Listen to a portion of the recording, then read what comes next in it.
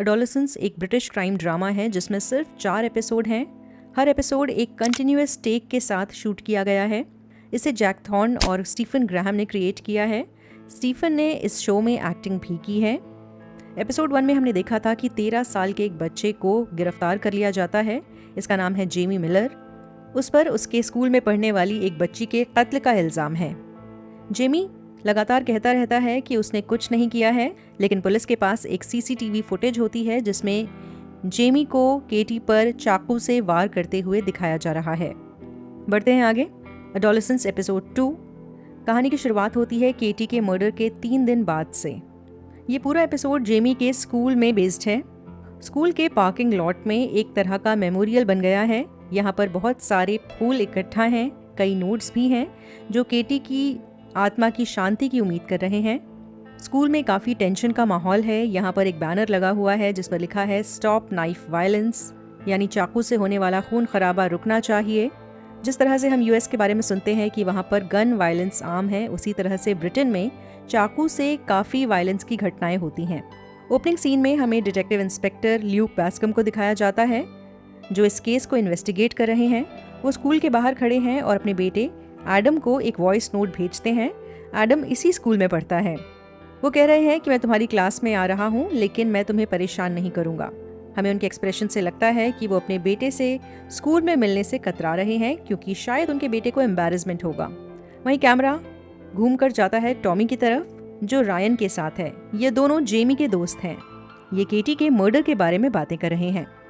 Tommy कहता है, क्या तुम्हें सच में लगता है कि जेमी ने ये किया है? रायन पूछता है कि क्या तुम्हारी पुलिस से बातचीत हुई है?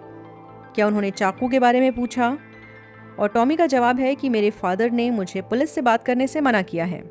कैमरा स्कूल के अंदर जाता है जहां पर हम एडम को अपने पिता का वॉइस मेल सुनते हुए देखते हैं। आसपास के स्टूडेंट्स उसे परेशान कर रहे हैं, उस पर लंच ट्रे का कचरा फेंक रहे हैं। बेसिकली यहाँ का माहौल अच्छा नहीं है। एक बच्चा एडम से पैसे की डिमांड करता है जिसे टीचर रोकता है बीच में आकर। वहीं दूसरी तरफ 2 टीचर्स आपस में बात कर रहे हैं कि क्यों स्कूल में मेटल डिटेक्टर्स लग रहे हैं, यहाँ पर एक ग्रीफ रूम की ज़रूरत है। बेसिकली हर कोई परेशान है बच्चों को लेकर और स्कूल की सिचुएशन को लेकर। हम जेड से मिलते हैं जो केटी की बेस्ट फ्रेंड थी। उसका गम गुस्से में तब्दील हो रहा है। डिटेक्टिव ल्यूक बेस्कम और डिटेक्टिव सार्जेंट मीशा फ्रैंक की जेड से बातचीत होती है अकेले में। यहाँ पर मिसेस फेनमूर मौजूद हैं। ये क्लूलेस टीचर हैं जो आमतौर पर छोटी क्लासेस को पढ़ाती हैं। पुलिस जब जेड से केटी के बारे में सवाल करते हैं, ये पूछते हैं कि क्या केटी जेमी को पसंद करती थी, इस तरह की बातें करते हैं, तो जेड गुस्सा हो जाती है और कहती है कि केटी तो उसे बिल्कुल पसंद नहीं करती थी। वो नाराज़ होकर कमरे से बाहर चली जाती है। उसे लगता है कि ये लोग केटी को ही उसके कत्ल का जिम्मेदार समझेंगे। वो लोग केटी के कैरेक्टर पर सवाल उठाएंगे जबकि उन्हें जेमी और बाकी लोगों पर फोकस करना चाहिए। डिटेक्टिव बच्चों की क्लास में जाता है और मर्डर वेपन के बारे में सवाल जवाब करता है। यहाँ पर मौजूद जो टीनेजर्स हैं वो इस मर्डर को लेकर थोड़ा सा एक्साइटेड नज़र आते हैं। वो कुछ डार्क जोक्स भी क्रैक करते हैं। जब रायन से सवाल जवाब होता है तो वो कहता है कि मुझे इस बारे में कुछ नहीं पता। बड़े लोग बच्चों की बातों को समझ नहीं पा रहे हैं कि इंस्टाग्राम पर वो लोग किस तरह से कम्युनिकेट करते हैं। एडम यानी कि डिटेक्टिव ल्यूक बेस्कम का बेटा उनसे अकेले में बात करना चाहता है और उन्हें कुछ समझाने की कोशिश करता है। वो कहता है कि आप सब कुछ गलत समझ रहे हैं।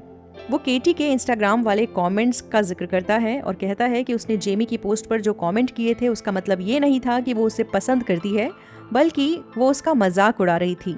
वो कुछ इमोजीज की बात करता है जैसे डायनामाइट, 100%, 80-20। वो बताता है कि केटी उसे इंसेल कह रही थी, यानी इनवॉलंटरी सेलिब्रेट। इंटरनेट पर मौजूद लड़कों का वो ग्रुप जो ये कहता है कि उन्हें रोमांटिक पार्टनर नहीं मिलता क्योंकि 80% लड़कियां आमतौर पर 20% लड़कों में ही इंटरेस्टेड होती हैं। ऐसा इस ग्रुप का मानना है। बेसिकली एडम अपने पिता को समझा रहा है कि मैं आपका इस तरह से क्लास में मजाक बनते हुए नहीं देख पा रहा। आपको आजकल के कल्चर के बारे में कोई इन्फॉर्मेशन नहीं है। उसके फादर हैरान हैं। वो कहते हैं कि एक इमोजी से इतना कुछ कैसे समझ में आ सकता है। उसका दिमाग घूम रहा है। वो समझ नहीं पा रहा कि कुछ इमोजीज की वजह से मर्डर कैसे हो सकता है। वो कहता है केटी ने जेमी का इंस्टाग्राम पे मजाक उड़ाया और शायद इसी वजह से ये कत्ल हुआ है। पुलिस और टीचर्स सब हैरान हैं। इनमें से कुछ ने तो कभी इंसेल शब्द सुना ही नहीं। यहाँ एंड्रयू टेट का जिक्र होता है जो इंटरनेट पर औरतों के खिलाफ जहर उगलने में माहिर है। कई नादान बच्चे उसे आइडियलाइज करते हैं। बेस्कम को ये सब कुछ पागलपन लग रहा है। उसे समझ नहीं आ रहा कि इतने छोटे बच्चे इतनी ज़्यादा नफरत से कैसे भर सकते हैं। प्लेग्राउंड में स्कूल के बच्चे इकट्ठा होते हैं, जहां पर जेड रायन पर अटैक करती है और उसे कातिल कहकर बुलाती है। वो उसे बुरी तरह से पीट देती है। रायन को मेडिकल ऑफिस में लेकर जाया जाता है। उसकी मरहम पट्टी करने की कोशिश की जाती है। इसके बाद बास्कम रायन से जब दोबारा मिलता है तो वो खिड़की से कूदकर भाग जाता है। एक लंबा चेस सीक्वेंस होता है, जिसके आखिर में रायन पुलिस के कब्जे में आ जाता है। जब उसे डराया जाता है तो वो कबूल कर लेता है कि चाकू उसका था और उसने जेमी को ये चाकू दिया था। पुलिस वाले अल्टीमेटली उसे अरेस्ट कर लेते हैं।